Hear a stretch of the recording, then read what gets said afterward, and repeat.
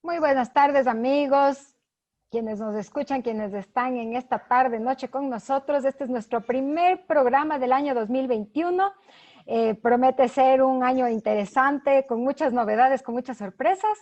Y hoy contamos con la presencia, además de mi siempre compañero de programa, Rodrigo Gómez de la Torre, con Alfredo Espinosa, analista en temas de comunicación política y elecciones, y vamos a trabajar y a conversar sobre este tema tan importante. Buenas noches, bienvenidos.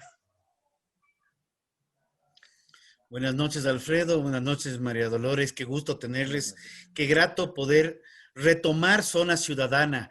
Este es un programa de la Fundación Supervisión Ciudadana para la Democracia, un programa para ciudadanos y de una comunicación en la cual podamos ir intercambiando ideas y construyendo un mejor país sin corrupción y con más transparencia. Más interesante que tratar, como para primer programa, el hecho que mayor transparencia debe presentarnos en el año 2021, el proceso electoral, donde se elige presidente y se elige asamblea. Pero no solo es eso. Este es un proceso muy interesante porque es histórico. Tenemos el mayor número de candidatos a la presidencia y además, luego de un sinnúmero de procesos electorales, que en lo personal perdí la cuenta, vamos a elegir de una forma diferente. Ya no elegimos el voto unipersonal. Regresamos a un proceso muy antiguo que era el voto en plancha. Alfredo, tú tienes la palabra. ¿Qué nos puedes comentar? ¿Qué más tenemos en este 2021, en este proceso electoral como nuevas novedades? Rodrigo, María Dolores y a todos los televidentes que nos pueden, todos los espectadores que a través de las redes sociales siguen este interesante programa, la Fundación, un saludo caluroso. Concuerdo completamente el proceso electoral de 2021, atropellado, polémico, con bastante tela que cortar. Tiene varias particularidades. Unas las que tú has mencionado, el hecho de que ahora la votación se tiene que realizar en plancha, ya no de manera unipersonal. Regresamos a la modalidad que se manejaba hasta antes de mediados de los 90. Entre otras novedades está, por ejemplo, el debate electoral. Es el primer proceso electoral que se va a realizar con un debate institucionalizado, organizado por el Consejo Electoral, con el apoyo, la supervisión de un ente asesor proveniente de la sociedad civil y que genera también mucha expectativa, ¿no? Sobre todo después del último intercambio de ideas que fue organizado por Diario El Comercio. Otro de los temas también que está pendiente y que ha llamado bastante la atención en los últimos días, me atrevería a decir en las últimas horas, tiene que ver con el papel de los candidatos en la promoción electoral. ¿Por qué tipo de candidatos o qué tipo de candidatos son los que se están visibilizando? Y la ausencia, vaya a decirlo, la ausencia de programas y de propuestas en algunos de ellos que han llevado a que ocupen la pantalla figuras del pasado, polémicas también, cuestionadas y con problemas judiciales conocidos por todos, ¿no? Hubo una novedad hace unas pocas horas, ¿no? Que tiene relación con las papeletas electorales. Alrededor de 6 millones de papeletas se imprimieron, pero siempre está la polémica inmersa en esto, ¿no? Y de igual manera, el tema de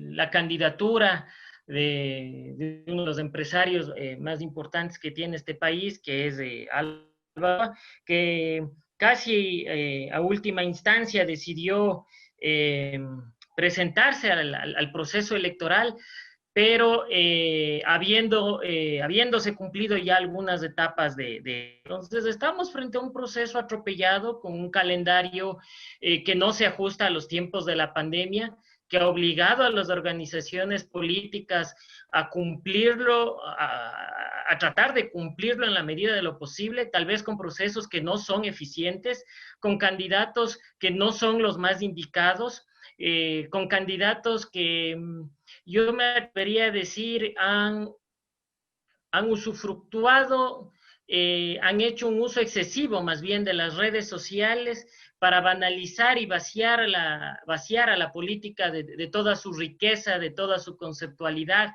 transformándola en un acto circense, ¿no? Entre otras particularidades que podemos ir desarrollando en el debate. Bueno, tú has mencionado un montón de ideas y muchas cosas que los ciudadanos tenemos en la cabeza sobre este proceso electoral. Entonces, hay un montón de cosas que creo que vamos a tener que irlas analizando de a poco, porque nos diste una visión global y claro, es importante conocer cada una de ellas. Empecemos por esta cuestión del debate. Es la primera vez que tenemos un debate organizado por la instancia electoral suprema, ¿no es cierto? La pregunta sería, y creo que eso es una intriga para todas las personas que seguimos de alguna manera esta realidad de los conversatorios, ¿qué tanto de debate vamos a tener? Porque lo que tuvimos con el que se llevó la semana pasada a cabo fue más bien una exposición de ideas. En realidad no se debatió entre los contendores, digamos, entre todos los candidatos. Y lo que tuvimos fue esto, un dar a conocer cuáles son las propuestas en pastilla. Entonces, ¿qué va a pasar con este nuevo debate? Si es que va a ser así, ¿cuál va a ser el formato? ¿Qué es lo que se pretende? ¿Qué es lo que se está buscando? Claro, más allá de la buena intención y de esta tradición que tiene el comercio en la organización de estos espacios de diálogo, creo que el amplio número de candidatos en ese evento limitó la posibilidad, y el propio formato también limitaron la posibilidad de un intercambio de ideas, porque los debates implican no la puesta en escena de los eslogans de campaña, que fue lo que nosotros pudimos ver, ¿no es cierto? Sino más bien es el intercambio, la puesta en escena de las contradicciones que tienen los candidatos entre sí, políticas, ideológicas, programáticas, ¿no es cierto? El intercambio de ideas. Creo que en el debate que está organizando el Consejo Electoral, vamos a tener eso. No me atrevería a decir que va a haber un intercambio abierto de ideas, que se va a presentar tal vez, o que se van a poner en escena las polémicas que algunos quisiéramos ver, polémicas en el buen sentido de la palabra, ¿no es cierto?, entre algunos candidatos, sobre todo entre quienes supuestamente lideran las encuestas. Pero sí nos va a permitir, por ejemplo, tener dinámicas en donde los candidatos expongan en alrededor de un minuto, dos, sus propuestas, ¿no es cierto? Y que puedan ser interpelados por otro candidato. Eso es fundamental, ¿sí? Y que esa interpelación sea a su vez respondida en un lapso de tiempo. Ese intercambio de ideas ya le permite a la ciudadanía tener un poco más de insumos para que aquellas personas que no han tomado su decisión, pues lo hagan, y aquellas que ya han tomado su decisión, pues reafirmen o conozcan un poco más sobre las propuestas de los candidatos. Ese es por una parte, me parece que es un elemento importante del debate. Otro es que ningún candidato puede ausentarse. Ningún candidato puede ausentarse, incluso aquellos que tienen o que puedan tener problemas de salud, justificado obviamente con certificado y todo eso, pues tendrán que conectarse vía telemática. O sea, el ausentismo no está permitido, ¿no? Y hay una sanción establecida en el Código de la Democracia, es una falta grave el hecho de que un candidato no se presente, la silla del candidato será así, y enfocará ese espacio vacío. Que fue una de las cosas que en el debate organizado por el comercio. Porque al inicio se nos mencionó que dos candidatos no estuvieron presentes en el debate, pero los televidentes, la gente las audiencias que seguían las redes sociales, no tenían mayor conocimiento durante el evento, en el desarrollo, si ese era el número total de candidatos o si faltaba alguien, porque todas las sillas estaban ocupadas. Entonces, esta es una particularidad. La Cámara tiene que enfocar esa silla vacía. Ya, pero un pequeño detalle. Tú has planteado algo, y con todo respeto lo voy a decir, parcialmente cierto. Porque sí se dio el caso. Primero mencionaste, sí se dio el caso de un candidato que no se presentó al debate, pero sí estuvo presente. Y esto está discutido en redes y hay resoluciones de la Corte. Porque Claro. curiosamente, en medio del debate, el único, bueno, no fue el único ausente, pero fue uno de los ausentes el que tuvo promoción electoral en medio del debate. ¿Qué tan irregular es esto? Bueno, es bastante irregular porque inclusive el CNE ha pronunciado al respecto. Y sobre ese tema en particular también voy a consultarte algo un poco delicado. En este candidato se presentó alguien que no puede venir al Ecuador porque tiene una orden de prisión, ¿ya?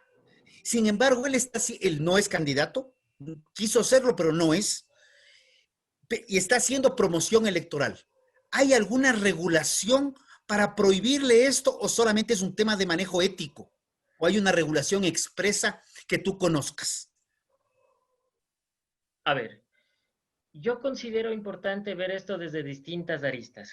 Una de ellas tiene que ver con el hecho de que, si bien es cierto, formalmente ese candidato no estuvo presente no estuvo presente en el debate electoral, sí se hizo pública la publicidad electoral, una publicidad electoral en la cual aparecía una persona que se encuentra prófugo de la justicia, condenado con sentencia ejecutoriada, ¿sí? Que intentó ser candidato al binomio, un binomio que nunca se llegó a constituir, esto hay que ser claro, un binomio que nunca se llegó a constituir, un binomio que nunca existió, y sin embargo, en su momento,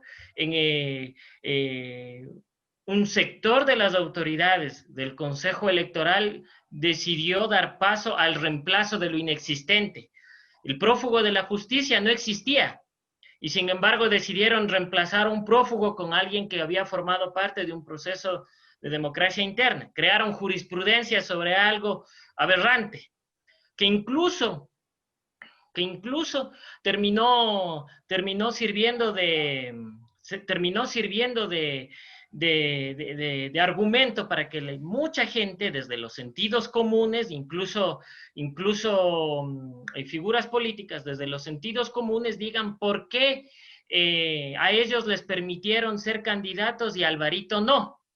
Entonces, digamos, eso es importante mencionarlo. Otro punto dentro de esto es que indudablemente tiene que haber un manejo ético, pero tenían que haberse hecho las consultas jurídicas necesarias, consultas jurídicas que no se hicieron, consultas jurídicas que se han solicitado posterior a la difusión de ese spot publicitario.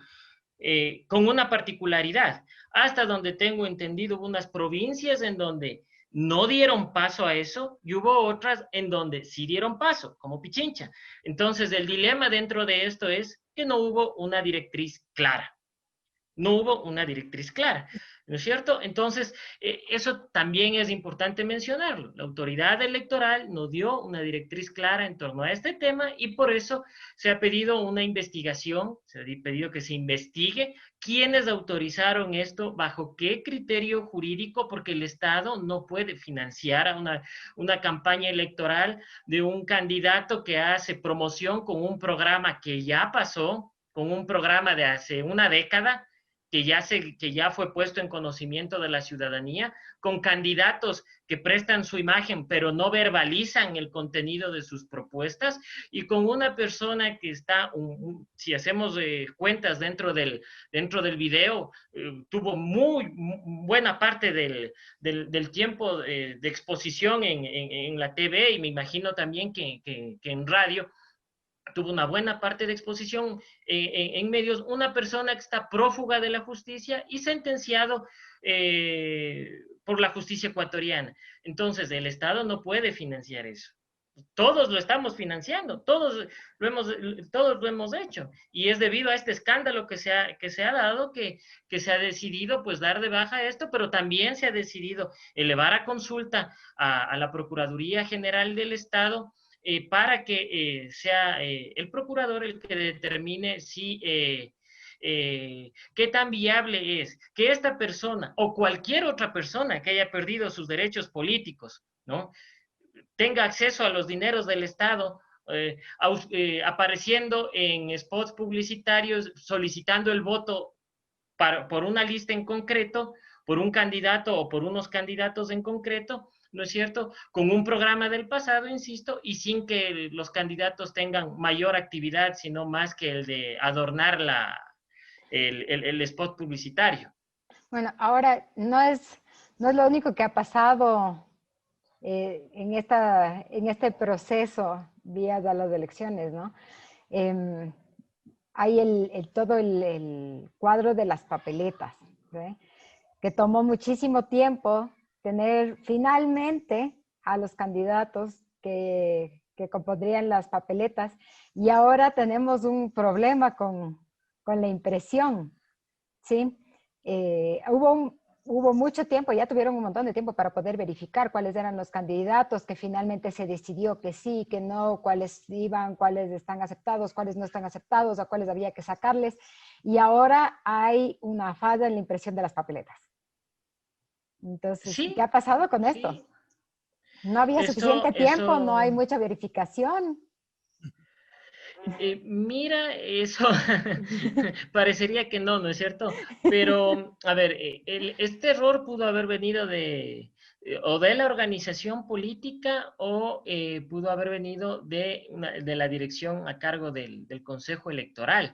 Sin lugar a duda, es un gasto en el que ha incurrido el Estado, es un error, las papeletas no pueden salir con error, ¿no es cierto? Sin embargo, hay dos cosas que a mí me preocupan, ¿no es cierto?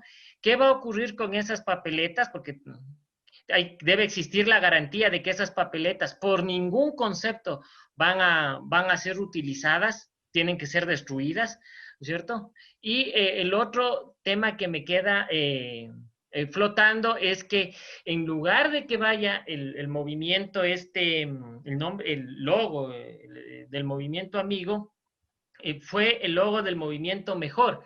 Y no sé si ustedes recordarán que el año anterior, a mediados, casi finales del año anterior, hubo una polémica con respecto a esta organización política por su cambio de nombre. Se había dicho que Mejor y Amigo eran dos cosas distintas, pero bueno, vamos, o sea, creo que la papeleta reflejó algo que fue denunciado por la prensa, que no se lo quiso admitir por parte de algunas personas, pero que queda en evidencia. Mejor y Amigo fueron uno solo, ¿no? Entonces, por ende, el error en la papeleta. Entonces, son dos cosas que yo puedo mencionar dentro de esto, ¿no? De todas maneras, creo que, y espero que no haya sido un error intencional. Tendrá que también hacerse la investigación necesaria, tendría que hacerse la investigación necesaria para que se demuestre que este no ha sido pues un tema intencional, tal vez, ¿no?,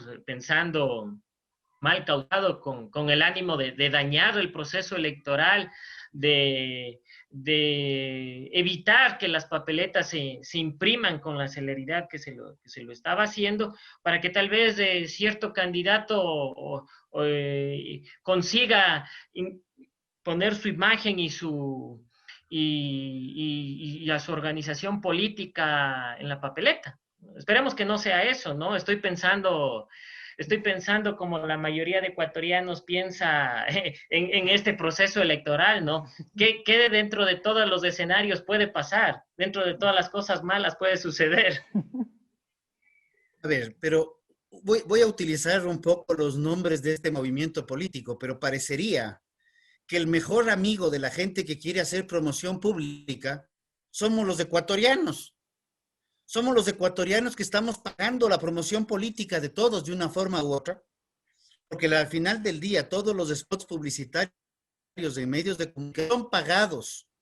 O, voy a corregir un detalle y por un tema de forma, van a ser pagados por los ecuatorianos porque a los medios de comunicación no se les ha pagado en las últimas 3 campañas.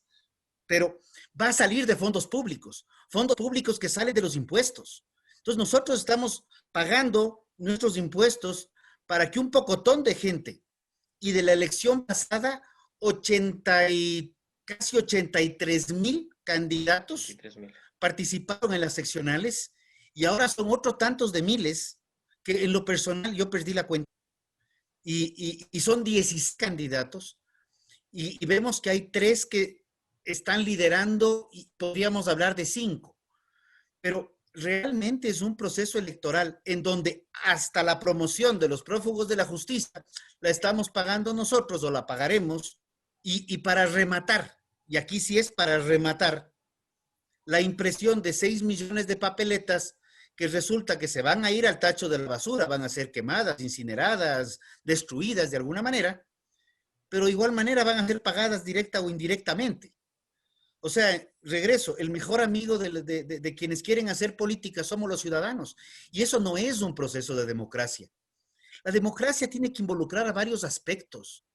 La participación política es justa y nadie puede coartar el derecho de participación política dentro de algunos escenarios. La primera constitución del Ecuador planteaba que había que tener un capital de, si no me falla la memoria, 30,000 pesos. Casualmente se caía el tema del ecuatoriano, porque nuestro primer presidente fue venezolano, y había que tener bienes raíces y unas cosas. Actualmente, para ser candidato, lo único que tienes que tener es más de 18 años, con excepción de la presidencia y vicepresidencia, y no tener juicios de alimentos, y no tener sentencia ejecutoriada. Así es. Pero no importa si estás inclusive con prisión preventiva, porque igual pides un habeas corpus para ir a hacer campaña. O sea, algo no está bien. Algo no está bien. Y vemos una política que, como tú lo has mencionado, tú dices han abusado de redes sociales. Pues yo veo jóvenes que nos están reclamando y dicen, por favor, TikTok era nuestra red. Ahora nos contaminaron a nuestro TikTok con politiquería.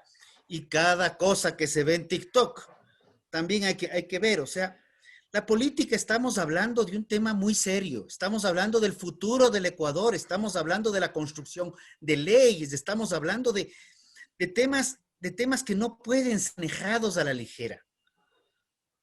Y eso sí preocupa cuando tenemos un debate como que, perdón, no fue debate lo del comercio.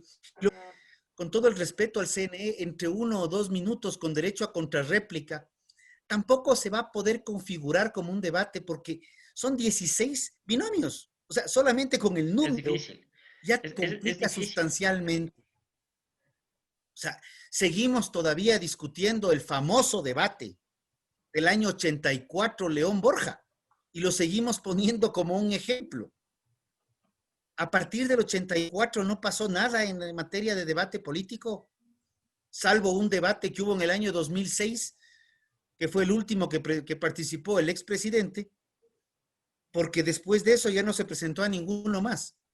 Y en ese también fue una batahola de quién se burlaba del otro en lugar de presentar propuestas concretas. Entonces, ¿qué podemos esperar de este proceso electoral? ¿Qué podemos esperar de los resultados del proceso electoral? Y en esto sí también quiero ser un poco enfático, de todo el proceso de control electoral desde la autoridad, porque al final del día, y esto sí lo anticipo, yo algo no entiendo, es cómo cada movimiento habla que va a hacer su propio control electoral, cuando control electoral es simplemente verificar que quien puso la rayita en el casillero que quiera sea respetado, se sumen todos los casilleros iguales y la decisión del pueblo, la decisión del ciudadano, la que sea, transparente, sin cuestionamientos y sin dudas. ¿Cómo estamos por ese lado? A ver, como les había mencionado, este es un proceso con altibajos, atropellado, que genera pocas certezas, ¿no? Y la ciudadanía necesita tener certezas. Eh, pero digamos, responde también a la época en la que vivimos, ¿no? Una época de conflicto, una época eh, de una transición hacia la democracia, me atrevería a decir transición fallida luego de la década de autoritarismo. Y pese a todo ello, con instituciones que realmente... Entonces ahí es cuando los ecuatorianos se preguntan, ¿qué era mejor? ¿Esta cosa que estamos viviendo ahora o el pasado? Es terrible, realmente es terrible. O sea,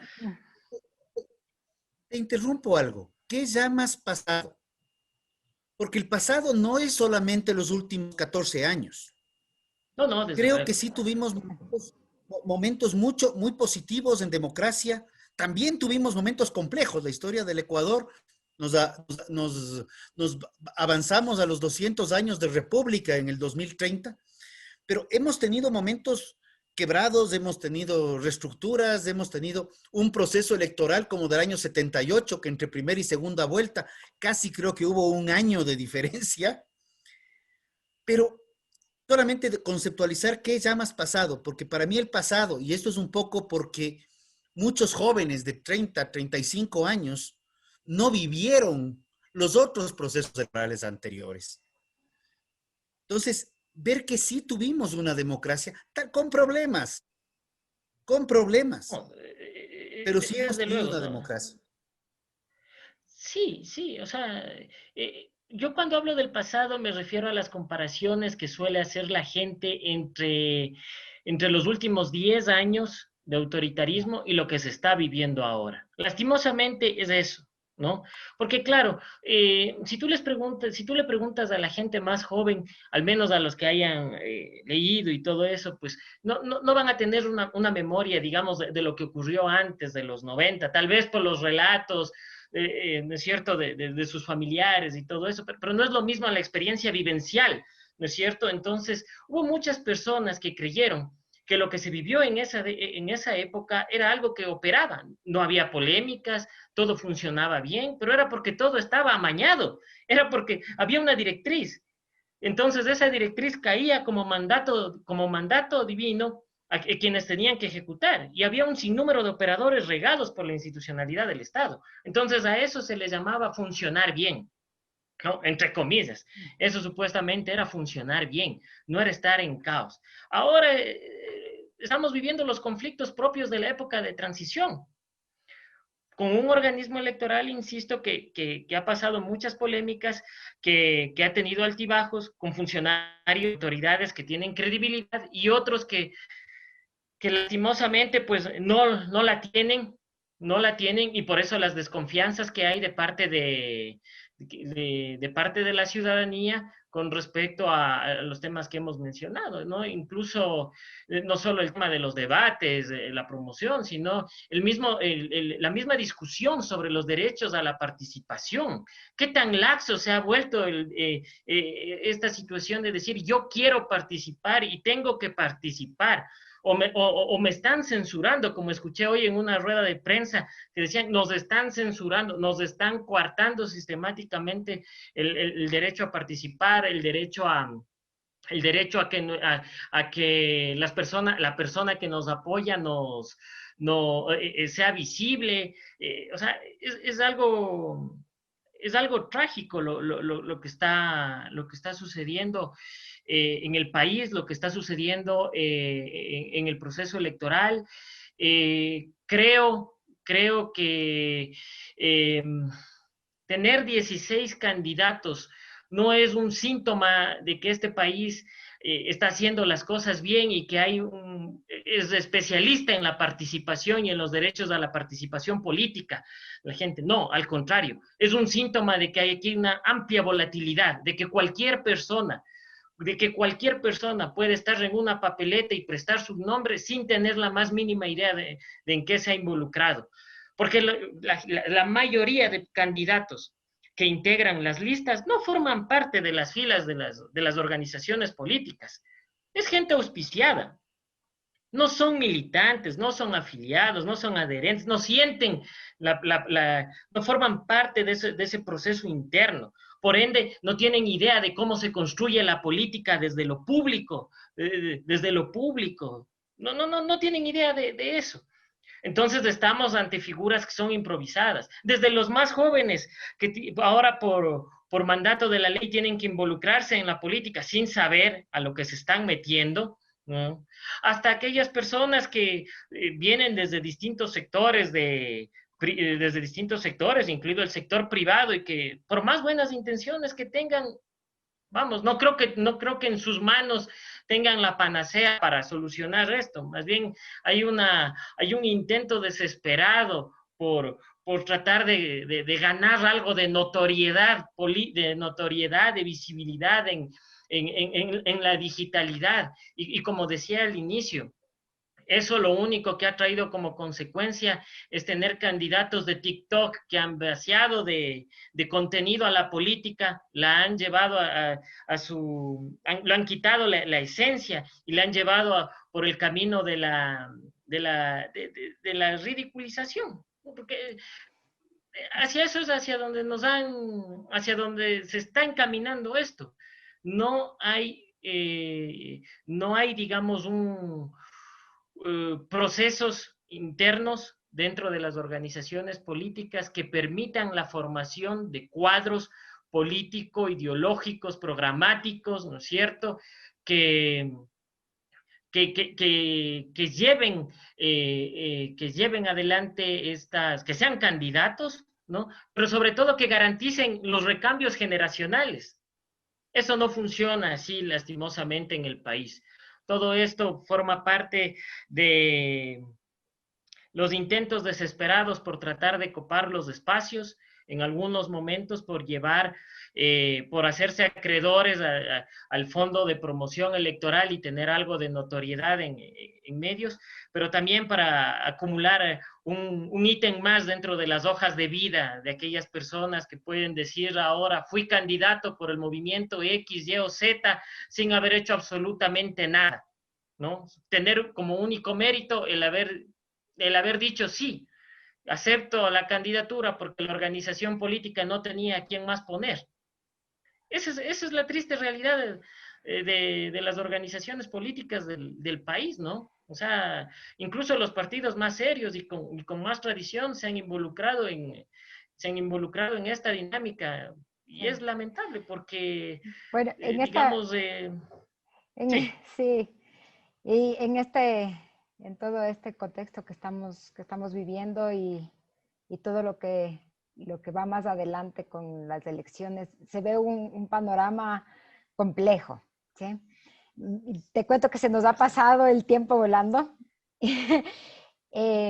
Antes de que te nos vayas y antes de despedirnos, con un escenario así de complicado, con este tipo de candidatos, teniendo tanta cantidad de candidatos, con todos los atropellamientos y accidentes en el proceso para llegar hasta donde estamos hoy día, ¿sí?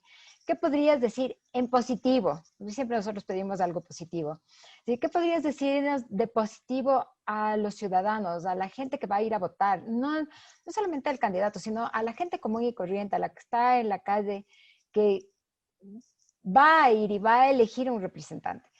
En positivo, ¿qué podríamos decir más allá de todo lo que hemos conversado, que ciertamente nos da una visión un poco compleja de lo que se nos viene a futuro? En positivo. Sí, en positivo, yo sé que los ciudadanos se informen. Es difícil, ¿no? Pero creo que hay que apelar a dos o tres cosas. Primero, es importante informarse. Más allá de los eslogans de campaña, es importante conocer qué tipo de programa, qué tipo de propuestas plantean los candidatos. El voto informado siempre va a ser importante. No hay que entregar el voto a cualquier persona, por más nueva o vieja que sea en el sentido de su participación política, sino más bien entregar un voto consciente, con miras a que 4 años de mandato no van a ser suficientes para rescatar al país del caos en el que se encuentra. Pero hay que dejar sentadas las bases. Los ciudadanos tienen que ser vigilantes. Esa es otra cosa importante. La ciudadanía tiene que estar activa. No existe proceso de transparencia eficiente sin la presencia de los ciudadanos como veedores, vigilando que el proceso electoral esté bien, que haciendo opinión pública, monitoreando cada una de las etapas del cumplimiento de este calendario electoral, verificando que no se violenten sus derechos sí a la participación política. ¿Y qué es su voto? Que el voto de cada uno de los ciudadanos sea el que se refleje, esperamos que sí, se refleje esta vez en las pantallas, ¿sí? En la publicación de resultados, que sean esos votos los que estén ahí presentes. La ciudadanía debe tener la certeza de eso y sobre todo, en el contexto de pandemia, evitar las aglomeraciones. Ser conscientes de que las elecciones son el proceso, son el evento que más concentración de gente lleva hacia los recintos electorales, el que mayor movilidad genera. Entonces, es importante de que mantengan las medidas de bioseguridad necesarias para que puedan cumplir con su derecho al voto, haciendo, digamos, reflexionando sobre medidas como el acudir en los horarios sugeridos por la autoridad electoral y con las debidas precauciones. Eso es lo que yo les puedo decir. Me siento muy entristecida de haber tenido que comentar cosas que realmente son o han sido penosas, pero digamos, eso tiene que decirse, ¿no? O sea, no se puede tapar el sol con un dedo. Es lamentable, es vergonzoso, pero tiene que decirse. Esperemos que esto se solucione en la medida en que el voto de los ciudadanos se respete y que cada uno de los procesos que se llevan a cabo en el marco de las elecciones se transparente. Alfredo, te agradezco primeramente por tus últimas palabras. Sí, muchas veces hay cosas duras que hay que decirles. Muchas veces hay decisiones duras que un gobierno debe tomar para corregir ciertas distorsiones que se tienen. Pero no podemos seguir tratando de maquillar los errores del pasado o maquillar ciertos procesos que tienen evidentes problemas para tratar de decir que todo está bien, porque la ciudadanía lo ve permanentemente, lo palpa y lo siente. Yo agradecerte profundamente por el tiempo, por la franqueza, principalmente por la franqueza, creo que eso es fundamental. A ti, gracias, María Dolores, y a todos ustedes. Creo que el mensaje que nos da Alfredo es válido. El voto informado. Y estemos vigilantes. Estamos conscientes que la situación económica es compleja. Estamos conscientes que hay un nivel de indecisión muy grande. Pero también, así como vemos las redes sociales, sea esta TikTok, sea esta Facebook, Twitter, y hay un sinnúmero de redes, utilicemos esas mismas redes o ese